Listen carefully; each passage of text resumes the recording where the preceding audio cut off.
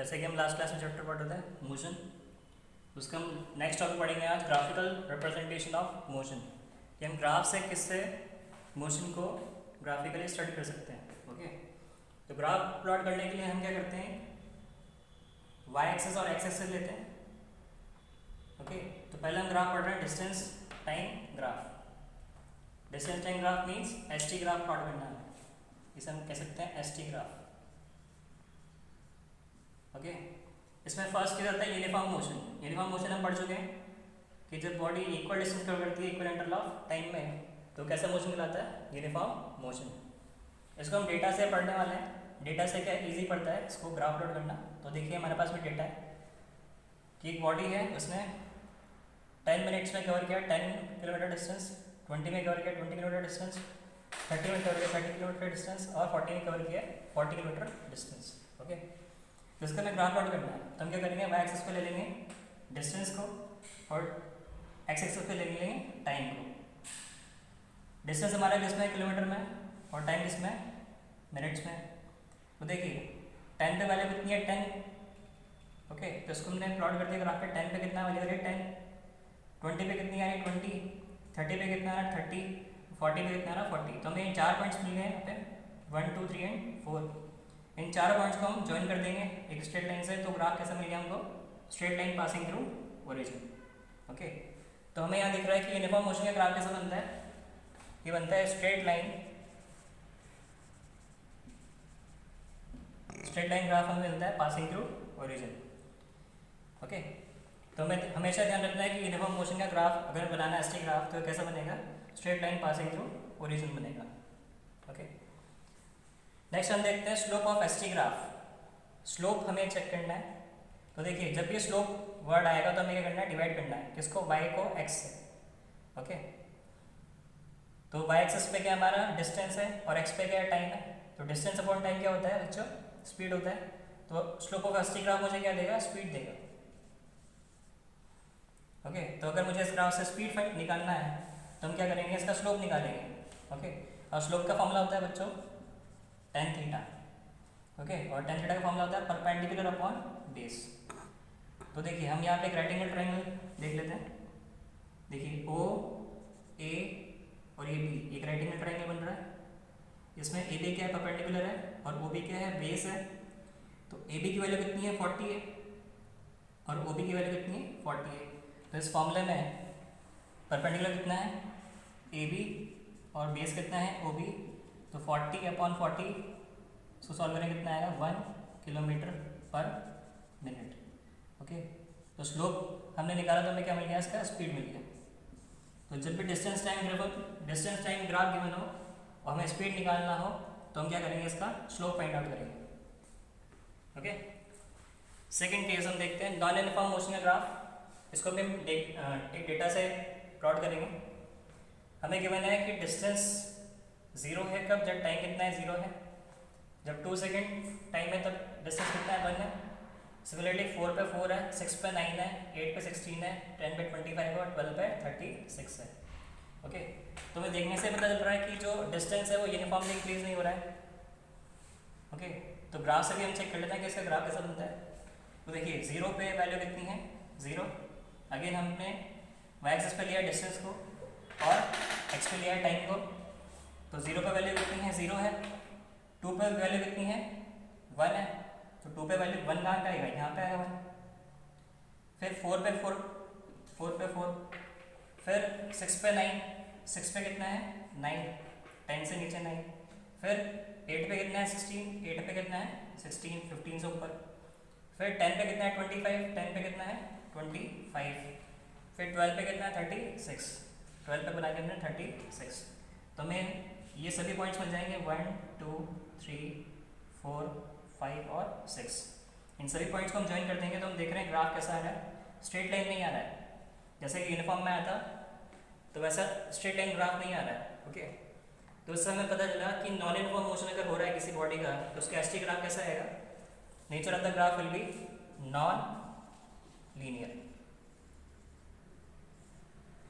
Okay, तो हमें ध्यान रखना है यहाँ पे कि जब भी यूनिफॉर्म मोशन का ग्राफ देगा एस टी ग्राफ तो कैसा आएगा, लीनियर आएगा। और जब भी नॉन यूनिफॉर्म मोशन होगा और एस टी ग्राफ प्लॉट करना होगा तो वो कैसा आएगा, नॉन लीनियर आएगा।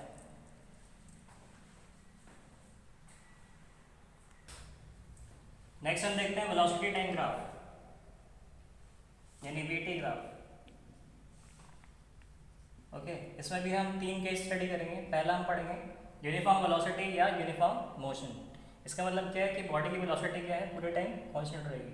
फॉर एग्जांपल हमने देखा टाइम t इक्वल टू 0 आर पे वेलोसिटी कितनी है 40 किलोमीटर पर आवर, 1 पे भी कितनी है 40 किलोमीटर पर आवर, 2 पे भी कितनी है 40 किलोमीटर पर आवर, और 4 पे भी देखा हमने कितना है 40 किलोमीटर पर आवर। ओके, इसको हमें ग्राफ पे प्लॉट करना है तो हम y एक्सिस पे ले रहे हैं वेलोसिटी और x पे ले रहे हैं टाइम। ओके, हमने टाइम को यहाँ प्लॉट कर लिया है और y एक्सिस पे ले लिया वेलोसिटी। तो हम देख रहे हैं 0 पे कितना है 40 है, 1 पे भी कितना है 40 है, 2 पे भी 40 है, 3 पे भी 40 है और 4 पे भी 40 है। तो हमें 4 पॉइंट मिल गए, चारों को हमने ज्वाइन करते हैं तो ग्राफ कैसा है, straight line parallel to time axis. Okay, so the nature of graph क्या है, straight line parallel to time axis. Okay, second, इससे पहले हम एक इंपॉर्टेंट नोट देख लेते हैं। जैसे हमने स्लोप निकाला था एस टी ग्राफ में, तो यहाँ पे अगर अपन स्लोप निकालते हैं, स्लोप का मतलब क्या करना है, डिवाइड करना है। ओके, तो वेलोसिटी डिवाइडेड बाय टाइम हमें क्या मिलता है, एक्सेलरेशन। ओके, तो जब भी हम स्लोप निकालेंगे वेलोसिटी और वर्सेस टाइम ग्राफ का तो हमें क्या मिलेगा, एक्सेलरेशन मिलेगा। नेक्स्ट हमें निकालना है अगर एरिया अंडर वीटी ग्राफ अगर हम निकाले, वी यहाँ पे क्या है बच्चों, स्पीड है। ओके, तो स्पीड और टाइम, जब भी हमें एरिया बोलेगा तो हमें क्या करना है, मल्टीप्लिकेशन करना है y को किससे, x से। तो यानी v इंटू टी करेंगे तो क्या मिलेगा हमको, डिस्टेंस मिलेगा। तो एरिया अंडर वीटी ग्राफ में क्या देता है, डिस्टेंस देता है। Similarly area under velocity time graph, तो वेलोसिटी इंटू टाइम हमें क्या देगा, डिस्प्लेसमेंट देगा, डिस्प्लेसमेंट। ओके, तो स्लोप मतलब क्या करना है, डिवाइड करना है y को x से, और एरिया मतलब क्या करना है, मल्टीप्लाई करना है y को x से। नेक्स्ट हम देखते हैं case 2 for uniformly accelerated motion. इसके लिए हमें ग्राफ प्लॉट करना है। हमें डेटा गिवन है कि 0 पे जब टाइम 0 सेकंड है तो स्पीड कितनी है 0 मीटर पर सेकंड, 5 पे कितनी है 2.5 मीटर पर सेकंड, 10 पे कितनी है 5, 15 पे कितनी है 7.5 और 20 पे कितना है 10। ओके, अगेन हम y एक्सिस पे ले लेंगे वेलोसिटी को, टाइम को ले लेंगे एक्सिस पे। तो देखिए 0 पे कितना है 0 है, 5 पे कितना है 2.5, तो 5 पे यहाँ बीच में आ जाएगा 2.5, 10 पे कितना है 5, 15 पे कितना है 7.5, तो 7.5 पे आएगा बीच में आएगा, तो यहाँ बीच में आ गया 7.5, और 20 पे कितना है 10।